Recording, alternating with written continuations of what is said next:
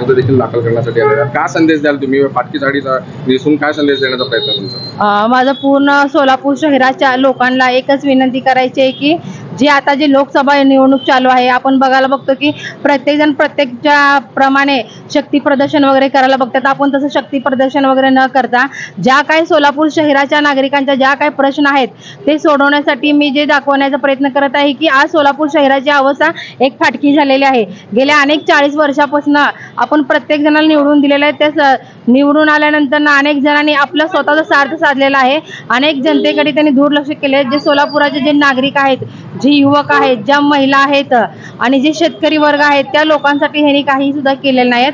माझं एकच विनंती आहे की मी जे आता लोकसभेचं अपक्ष उमेदवार फॉर्म भरत आहे, कारण की ज्या काही समस्या आहेत ते लवकरात लवकर नागरिकांच्या सुटल्या पाहिजे. आणि जनतेने सुद्धा मला माझ्याकडे लक्ष देऊन त्यांनी मी 10 वर्षापासून जे नगरसेवक असताना जे काम केले तळागाळापर्यंत आपण काम करत गेलेलं आहे. जे काम करणारा उमेदवार आहे त्या उमेदवाराच्या पाठीशी जनता राहावा असं मला वाटायला बघतं.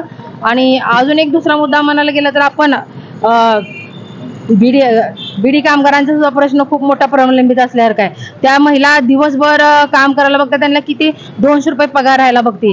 असं न बाळगता ज्या काही रोजगार आहेत युवकांचे म्हणा, पुण्या मुंबईला जायला बघतात, त्या पुण्या मुंबईला जायचे युवक आपलं विमानतळ एवढं मोठं असताना ती विमान सेवा चालू झाली नाही. मोठमोठ्या फॅक्टऱ्या काम करायला यायला तयार आहेत सोलापूरमध्ये, पण कोणीही तिथे दुर्लक्ष करत नाहीत.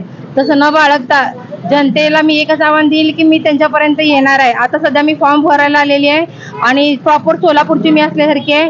कुठल्या उस्मानाबादची नाही ना कुठली बीडची नाही आहे, मेन सोलापूरचे. सर्व नागरिकांना माहिती आहे की फुलारे मॅडम काय करू शकतात काय नाही. मी प्रत्येक लोकांना न्याय देण्याचा प्रयत्न करीन.